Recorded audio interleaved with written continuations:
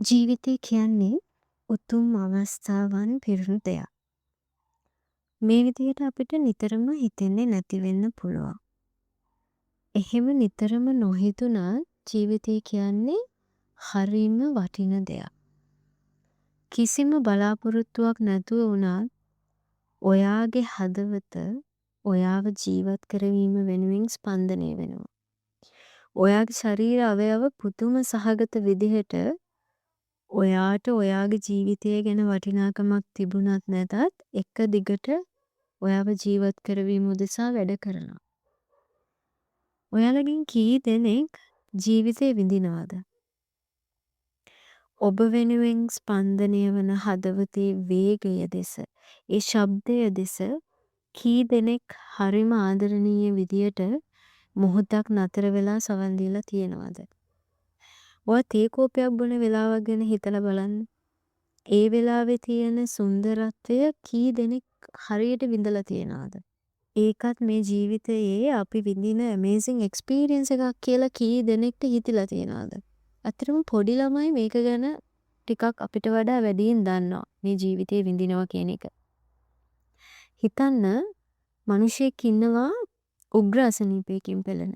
ඔහුට වෛද්‍යවරයා කියනවා තව සති 2යි ඔයාට ජීවත් වෙන්න ඉතිරි වෙලා තියෙන්නේ කියලා. හිතන්න දැන් මේ වගේ දෙයක් අපිට වුණා කියලා. අපිට ජීවත් වෙන්න තියෙන්නේ තව සති 2යි. අපි මොන විදිහට අපේ ජීවිතය දිහා ওই සති 2 ඇතුලේ බලයිද? ඒක සමහර කෙනෙක් ඇන්සයිටි ડિප්‍රෙෂන් වගේ තත්වයකට යන්නත් පුළුවන්. තව කෙනෙක් තියෙන පොඩි දේ වුණත් තියෙන චූටි කාලේ වුණත් ඊටාම සිහියෙන් සතුටින් විඳලා ඒ සති දෙකට වටිනාකමක් එක් කරනවා වෙන්නත් පුළුවන්. එහෙම කෙනෙක් ඇත්තටම රෙඩ් ලයිට් එකේ ඉන්න තප්පර ගාන වුණත් හුඟක් වටිනාකමකින් ඒ එක්ස්පීරියන්ස් එක විඳින කෙනෙක් බවට පත් වෙයි. එදාට ඒක කාලේනාස්ති වීමක් එහෙම නැත්නම් ඒ සිටුේෂන් එක දිහා ඊටාම හදිසි සහගතව බලනවා වෙනුවට ඒ තප්පර කීපය වුණත් සම්පූර්ණ විඳීමට එයා ඉගෙන ගනී. හිතන්න අපේ ජීවිතයේ කුඩා කාලේ ඉඳලා අපේ ජීවිතයේ අවසානයේ දක්වා මේ අතරතුර කාලය ගැන.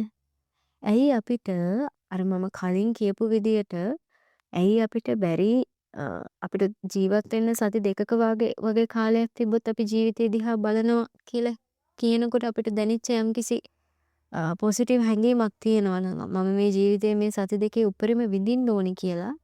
අන්න ඒ වගේ හැඟීමක් ඇයි අපිට පොඩි කාලේ ඉඳලා අපේ අවසාන ජීවිතයේ අවසාන දවස වෙනකන් ওই අතර කාල පරාසය තුල දැනෙන්නේ නැත්තේ? ඇයි අපිට ඒ වගේ වටිනාකමක් අපේ ජීවිතේට දැනෙනවා වෙනුවට අපේ ජීවිතය හරිම ඒකාකාරී. එහෙම නැත්නම් හරිම නිෂ්පල, අපැහැදිලි, කලකිරුණු, කඩා වැටිච්ච වේදනාත්මක දෙයක් විදිහට ඇයි අපිට දැනෙන්නේ? අපි ගොඩාක් අයට මේ විදිහට තමයි අපේ ලයිෆ් එක ගැන ඉපදිච්ච දවසේ තේරෙන දවසේ ඉඳලා මේ වැඩිහිටියෙක් වෙලා ජීවිතය අවසාන දවස වෙනකන් ගොඩාක් වෙලාවට ජීවිතයේ අතරතුර කාලය ගත්තම දැනිලා තියෙන්නේ. බුදුදහමට අනුව නම් අපේ ජීවිතයේ එක්ස්පීරියන්ස් කරන විදිය තනිකරම ඩිපෙන්ඩ් වෙන්නේ ඒ ගැන අපේ තියෙන දැක්මත් එක්ක. අපි ලෝකය දකින විදිය අනුව තමයි ඒක තීරණය වෙන්නේ. ඒක සමහර විට අපි අපේ ලෝකයේ තුල ගොඩනගාගෙන ඉන්න සම්බදකම් එහෙම නැත්නම් ද්‍රව්‍ය අනිත් මිනිස්සු ගැන වෙන්න පුළුවන්. ඒ දේවල් ගැන අපි දකින විදිහ අනුව ඒක වෙනස් වෙනවා වෙන්න පුළුවන්. ඒ වගේම තමයි අපි කොහොමද අපේ සතුට නිර්වචනය කරගන්නේ? අපි කොහොමද ඒ සතුට ළඟා කරගන්න අපි මොන වගේ උත්සාහයන්ද දරන්නේ කියන එක අනුව ඒක වෙනස් වෙන්න පුළුවන්. ඒ වගේම තමයි අපි අපේ ජීවිතය අපි කියන්නේ එක්සිස්ටන්ස් කියලා. මෙන්න මේකෙදී මේ ජීවිතයේ තියෙන ස්ථීරභාවය ගැන අපේ තියෙන දැකීම අනුවත් ඒක වෙනස් වෙන්න පුළුවන්. මේ සියල්ල නිර්වචනය වෙනවා අපිට අපේ ජීවිතය දිහා අපි බලන දැක්මත් එක්ක. මොකද අපි වැඩෙනවත් එක්කම අපේ දෘෂ්ටීන් ගොඩක් එක්ක තමයි වැඩෙන්නේ. හුඟක් දෘෂ්ටි, දැක්ම, මතවාද අපේ ජීවිතයට අපි එකතු කරගන්නවා. සහ ඒක හුඟක් නැචරල් දෙයක්. ඒක ඇත්තටම සාමාන්‍යයි. අපි වැඩෙනවත් එක්ක අපිට අතපත ගන්න වෙන පරිසරය ඇතුලේ අපිටම ආවේනික වෙච්ච විවිධ දෘෂ්ටි මතවාද හදා ගන්නවා. එතකොට ඔයාටම කියලා වෙන් වුණු දේවල් තියෙනවනේ කරන්නනේ අපිට අපි හැමෝටම අපිටම කියලා වෙන් වෙච්ච දෙයක් තියනවා කරන්න මේ ජීවිතය ඇතුලේ. ඒ වගේම තමයි මේ සංකීර්ණ ලෝකයක් තුල තමයි මේ සියල්ල අපිට නැවිගේට් කරන්න වෙලා තියෙන්නේ. අපිට මේ සියල්ල තුල යන්න වෙලා තියෙන්නේ සංකීර්ණ ලෝකෙක. තරඟකාරී ලෝකෙක. මෙන්න මේ වගේ ලෝකෙකදී අපේ අර තියෙන දැක්මවල් අපේ ගමන ප්‍රෙඩික්ට් කරගන්න එහෙම නැත්නම් සාමාන්‍යකරණය කරගන්න අපිට ඇත්තටම පොඩි උදව්වක් සපයනවා. කොහොම වුණත් අවසනාවට කාරණාව තමයි අපේ ඔය තියෙන හුඟක් දෘෂ්ටි එහෙම නැත්නම් තියෙන දැක්මවල් ගොඩක් වෙලාවට දැන් අවුට්ඩේටඩ්. එහෙම නැත්නම් හරිම සීමා සහිතයි. කල් පැනපු සීමා සහිත ඒ වගේම තමයි දෝෂ සහිත දැක්මවල් තමයි අපිට ගොඩාක් වෙලාවට අපේ ජීවිතේ තියෙන්නේ.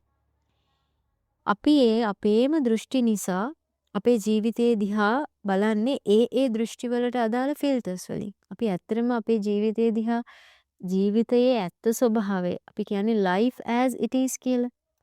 එහෙම බලනව වෙනුවට අපි කරන්නේ අපේ ඒ තියෙන දෘෂ්ටීන් වලට අනුකූල ෆිල්ටර්ස් වලට දදා අපේ ජීවිතේ දිහා බලන එක.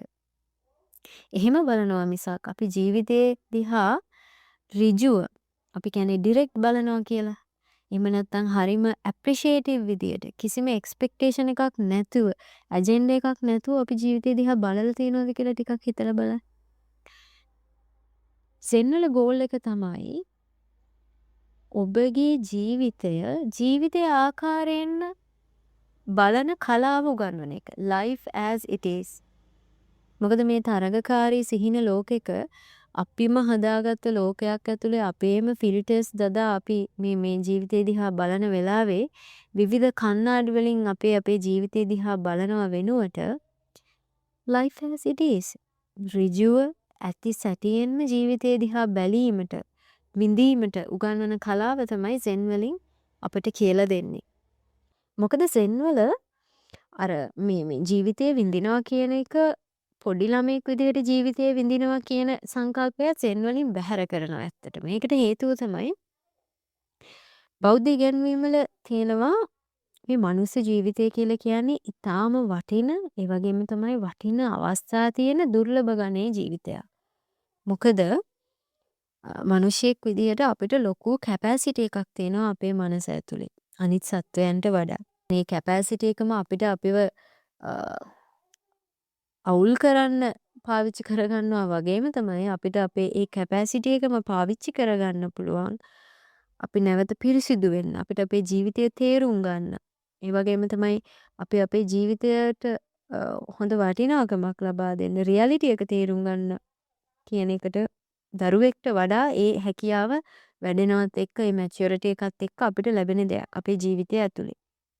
මේකට ඇත්තටම බයිබලයේ ආදම් සහ ඒව කියන කතාව ඇතුලේ ලස්සන උපමාවක් තියෙනවා. ඒ තමයි ආදම් සහ ඒව මුලින්ම ඇත්තටම දෙවියන් එයාලව මැව්වට පස්සේ අර තහනම් ගසෙන් කෑවට පස්සේ මේගොල්ලෝ ඇත්තටම දේව භක්තියට පත් වෙන්නේ වැරද්දක් කරාට පස්සේ මේගොල්ලෝගේ අහිංසකතාවය අර සර්පෙක් නිසා අපි යාව දැනට තණ්හාව කියලා නිර්වචනය කරගමු. රාගය කියලා නිර්වචනය කරගමු. ඉතින් ඒ දේවල් එන්න කලින් ඒගොල්ලන්ට තිබුණානේ ඇත්තටම අහිංසක භාවය. දෙවියන් ඔවුන්ව මැව්වට පස්සේ ඒ තිබ්බ භක්තියට වඩා හැබැයි ඒගොල්ලෝ ඇත්තටම දෙවියන් ගැන භක්තිවන්ත වෙන්නේ අතන වැරද්ද ගත්තට පස්සේ. ඒ අහිංසකතාවය නැති වුණාට පස්සේ මොකද මිනිස්යන්ට ඒ කැපැසිටි එක තියෙනවා ජීවිතයේ අර අපි කියන්නේ මේ අපේ තියෙන අර වටිනාකම අපි අතපත ගෑවෙන්නේ නැතත් හැබැයි පහුවෙලා හරි එතෙන්ට අපි නැවතපත් වුණා නම් පෙර කිව්වට වඩා අත්දැකීම් සම්භාරයක් එක්ක ලොකු සතියක් එක්ක සිහියක් එක්ක ලොකු අපි කියන්නේ මැචියුරිටි එකක් එක්ක අපිට ඒ තැනට යන්න පුළුවන්. ඒ කලින් තිබ්බට වඩා ලොකු වටිනාකමක් එතකොට අපිට දෙන්න හොඳ දැනුවත් භාවයකින්ම දෙන්න පුළුවන්. ඉතින් එහෙම හැකියාවක් අපේ ජීවිතේට තියෙනවා. මෙන්න මේ නිසා තමයි සෙන් කියලා කියන්නේ මේ ජීවත් වීමේ කලාව උගන්වන දෙයක් කියලා මම මුලින්ම කිව්වේ. මේක අතරම අපේ වගේ රටවල් වල ටිකක් අහින්න අඩු දෙයක් වුණාට බටහිර රටවල් වල මේක ගොඩක් විශේෂ දෙයක් වෙලා තියෙනවා. මොකද අපිට වඩා ගොඩාක් තරඟකාරී සංකීර්ණ ලෝකයක් තමයි ගොඩක් වෙලාවට බටහිර රටවල් වල තියෙන්නේ. ඉතින් එතකොට ඒ රටවල් ඇතුලේ ජීවිතය දිහා ජීවිතයේ රියැලිටි එකෙන් බලන කෙනෙක් මුණ ගැහෙනවා කියලා කියන්නේ ඒක අනිත් පිරිස ඉස්සරහා ලොකු ගෞරවයක් ඒ එහෙම පුරුදු වෙන පිරිසට තියෙනවා. පහුගිය අවුරුදු 50 වගේ කාලේ ගත්තම හුඟක්ම ඔය බටහිර රටවල් වල මේ සෙන් කියන එක ස්ටැබ්ලිෂ් වෙලා තියෙන එකයි විශේෂයෙන්ම ප්‍රධාන නගරවල සෙන් සෙන්ටර්ස් පවා බිහි වෙලා තියෙනවා. ඒ වගේම තමයි බුක් ස්ටෝර්ස් ගත්තත් සෙන් සෙක්ෂන් කියලා වෙනමම සෙන් වලට කොටසක් පවා වෙන් කරන්න ඒ රටවල් දෙපාරක් හිතුවේ නැහැ. මොකද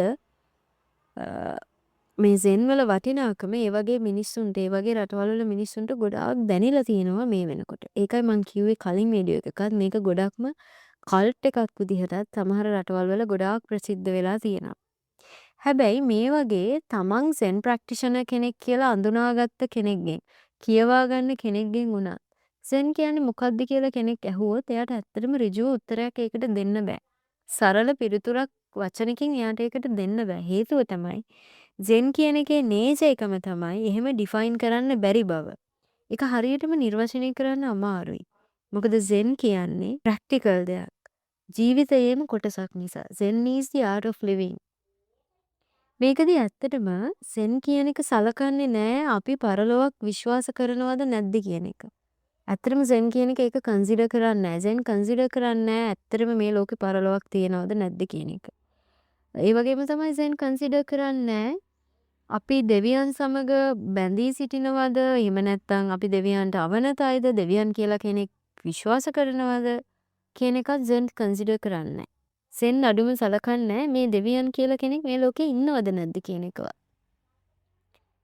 අවසානයේ සෙන් වලින් කියන්නේ මොකද්ද? ඔබ කුමක් විශ්වාස කරත් සෙන් කියලා කියන්නේ ඕන දෙයකට ඇප්ලයි කරගන්න පුළුවන් මෙතඩ් එකක්. ඔයාගේ ජීවිතේ වැඩිපුර නෝටිස් කරගන්න, ඇප්‍රීෂিয়েට් කරගන්න, ජීවිතය අන්ඩර්ස්ටෑන්ඩ් කරගන්න, දුක වෙනුවට සතුට හේතු කරගෙන මේ ජීවිතයේ තියෙන වටිනාභාවය තේරුම් කරගන්න. මෙන්න මේ දේවල් තමයි සෙන් විශ්වාස කරන්නේ අවසානයේ ජීවත් වීමේ කලාව හොඳින් මාස්ටර් කර ගැනීම. පරිපූර්ණත්වයෙන් ජීවත් වීමේ කලාව මාස්ටර් කර ගැනීම තමයි සෙන් වලින් කන්සිඩර් කරන එකම දේ. ඒ වගේම තමයි මේ මනුස්ස ජීවිතය දවසක ඉවර වෙනවා.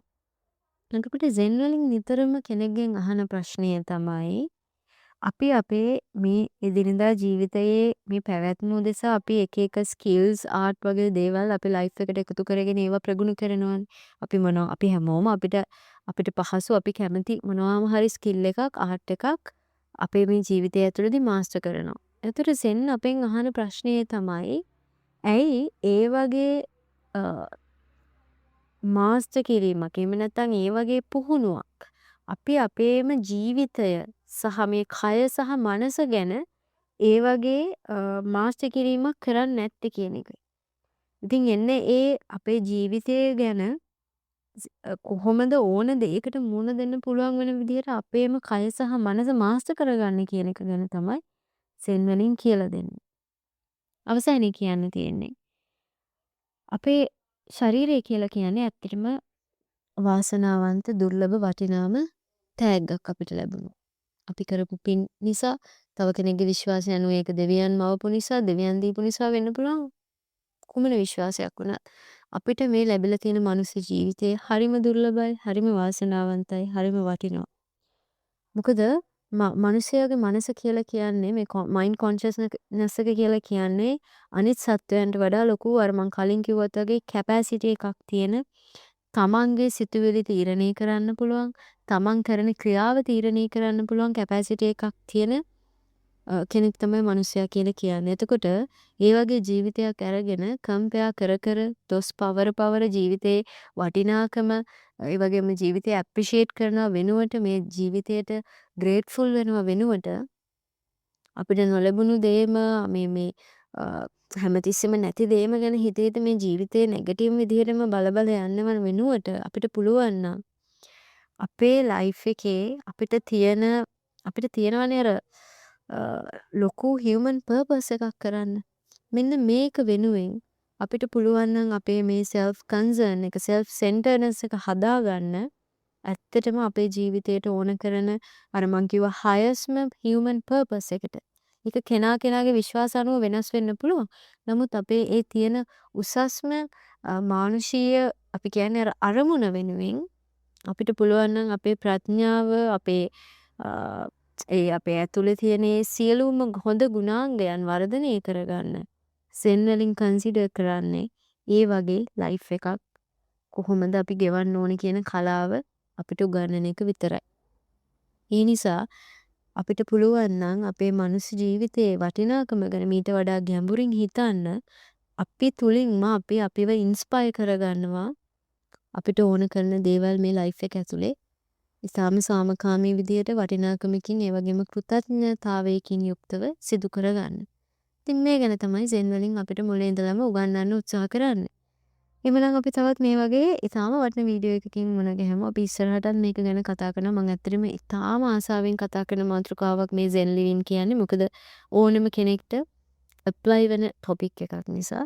එhmenan හැමෝම එකතු වෙලා ඉඳී කියලා බලාපොරොත්තු වෙනවා. එකතු වුණාට බොහොම ස්තුතියි අද දවසේ හැමෝටම තෙරුවන් සරණයි.